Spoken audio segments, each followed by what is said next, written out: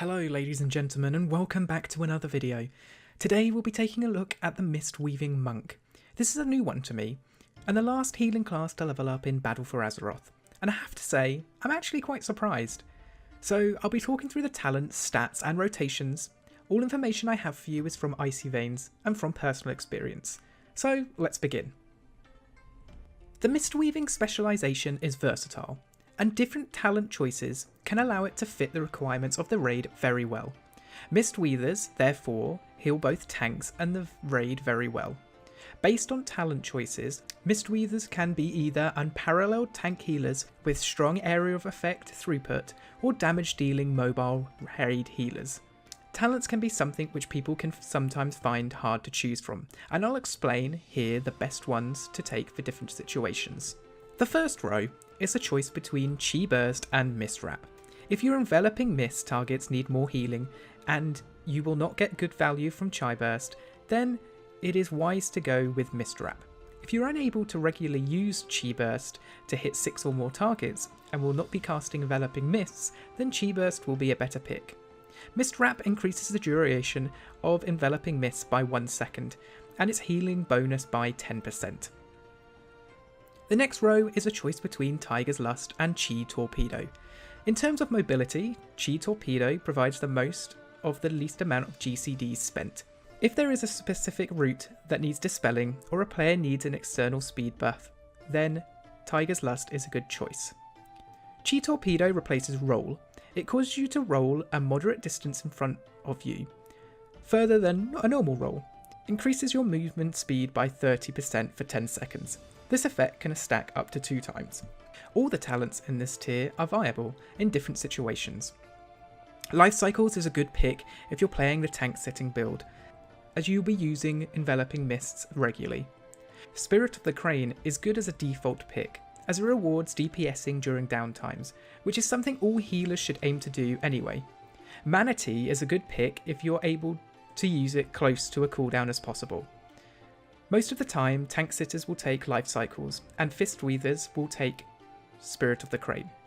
Manatee should be taken if the mana it saved is greater than that saved or generated by the 2 other options. This will depend on your gear and how close to a cooldown you're actually on. Life Cycles causes your enveloping mist to reduce the mana cost of your Vivify by 25%, and it also causes Vivify to reduce the mana cost of your next enveloping mist by 25%. Both of these effects apply to the first spell cast within 15 seconds, which can really help with the mana management. On the next tier, Ring of Peace is always the correct pick. Outside of the widely specific niche situations, the value of both having leg sweep and an area denial knockback is too high to even consider the other options. Ring of Peace is an active ability with a 45-second cooldown that forms a ring at the base of the location, which lasts 5 seconds. During this time, most enemies who enter the ring will be knocked out of it. It has no effect on bosses and certain enemies resistant to crowd control. Choice on this tier would depend on what type of damage you need to avoid during an encounter. If it is magic, then take Diffuse Magic, otherwise take Dampen Harm. Dampen Harm is an active ability with a 2-minute cooldown. For 10 seconds, all damage that you take is reduced by 20% to 50%, with larger attacks having their damage reduced by more than smaller attacks. Diffuse Magic is an active ability with a 90-second cooldown that transfers all magical debuffs onto you to their caster, wherever possible.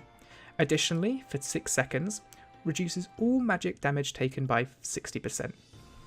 Now, the next talent row is probably the most difficult to choose from, and it really takes knowledge of the encounter to pick correctly. Invoke Chijai, the Red Crane, is a good all-round default pick, and it does a good amount of healing, while also being free of mana. It is an active ability with a 3-minute cooldown.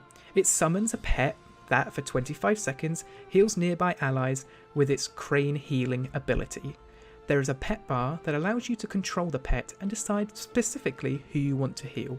Summon Jade Serpent Statue is good when you maintain high uptime and minimal overhealing. In terms of raw numbers, Jade Serpent Statue will out-heal Chi-Ji if it is able to channel for 2 minutes 33 seconds, but it also does not account for the mana required to sustain the statue's cast. However, if you're playing a build that rewards frequent soothing mist usage, you might consider Jade Serpent Statue. Jade Serpent Statue is an active ability with a 10-second cooldown, which places a stationary statue that does not attack at the target location. The statue persists until killed, and while active it channels a small heal onto your target of your soothing mists. It will continue channeling for 30 seconds or until you either select a new target or the current target moves 100 yards away from the statue. The last tier includes Upwell is a good pick for raids when not Fistweaving, as it provides an excellent efficiency gain if you are unable to cast Essence Font on cooldown. It also makes our mastery more valuable by nature of the extended hot duration. Upwelling allows Essence Font to be channeled for an additional second for every 6 seconds that it remains off cooldown. This bonus caps after 18 seconds, doubling the length of Essence Font's cast. In addition, it also extends the length of Essence Font's healing over time effect by 4 seconds.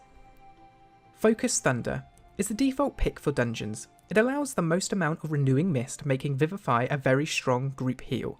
It also increases your damage in downtime by being able to use it on Rising Sun Kick. Focus Thunder causes Thunder Focus Tea to empower your next 2 spells up from just 1.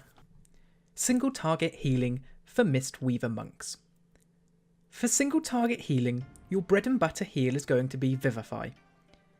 If the target is going to be taking consistent damage, then you should channel Soothing Mist onto them as well. If the damage is high enough, you can also apply Enveloping Mists. Enveloping Mists can also be used to preempt damage, as it does not tick immediately upon application. Renewing Mist should be used on cooldown, unless there is no damage to heal, or you are intentionally saving charges. If things get messy, be ready to cast Life Cocoon on a target which is in immediate danger of dying. Raid healing for Mistweaver monks. If you are healing raid damage, then you need to be aware of the type of damage intake, how many targets are taking damage, as well as how efficient you need to be with your mana in relation to raid damage. To begin with, you should use Renewing Mist on cooldown, again unless you have a specific reason to hold your charges. If there are 3 to 4 raid members taking heavy damage, then you should be using Vivify to top them off. However, only do so if they're in danger of dying, as Vivify is not the most efficient spell in our toolkit. When 6+ raid members are taking damage, and once it's off cooldown, use Essence Font. Essence Font heals targets within 30 yards of you. Since you can cast Essence Font on the move, don't be afraid of accidentally wasting the ability. If you have Refreshing Jade Wind talented, and 6 targets are within range of you, cast Refreshing Wind on cooldown. Finally, if you are using the Chi Burst talent, you should use it on cooldown, provided that you can hit 6+ damage allies with it. Cooldown usage for Mistweaver monks. As a Mistweaver monk, you have a number of cooldowns in your arsenal, which you must use in tandem with your regular rotation. Thunder Focus Tea should be used as many times as possible during the encounter. You should normally use this spell either with Vivify to save mana or Rising Sun Kick if you are Fistweaving. Life Cocoon should be used on the tank or other target who is about to sustain a large amount of damage. You should time this in such a way that it coincides with dangerous encounter abilities. Revival is a raid-wide heal and could also be considered as a raid cooldown, in which case your raid leader may ask you to use it at a specific time.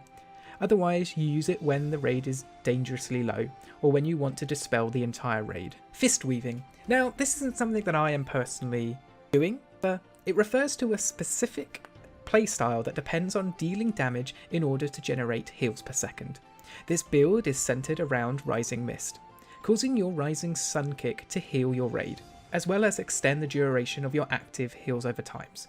As you will also be using Tiger Palms and Blackout Kicks to fish for the resets of Rising Sun Kick, Spirit of the Crane synergizes well with the build. To begin with, if you are Fistweaving, you have to stand more in melee range of the tank. The basic rotation is very simple, but offers a lot of room to optimize play base around the many mechanics that reduce the cooldown of Rising Sun Kick. You want to keep Renewing Mist on cooldown as much as you can.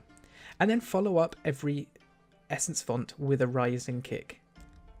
If the raid is still in need of healing, then cast Vivify on targets in need, otherwise go back to DPSing.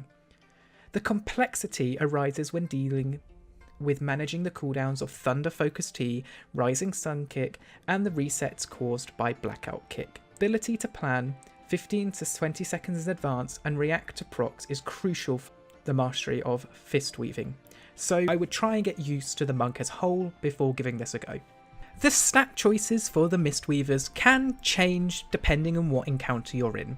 For raids, it should go number 1, Critical Strike, number 2, Versatility, number 3, Haste, and 4th, Mastery. However, in dungeons, it should go 1st, Mastery, 2nd, Haste, 3rd, Versatility, and 4th, Critical Strike.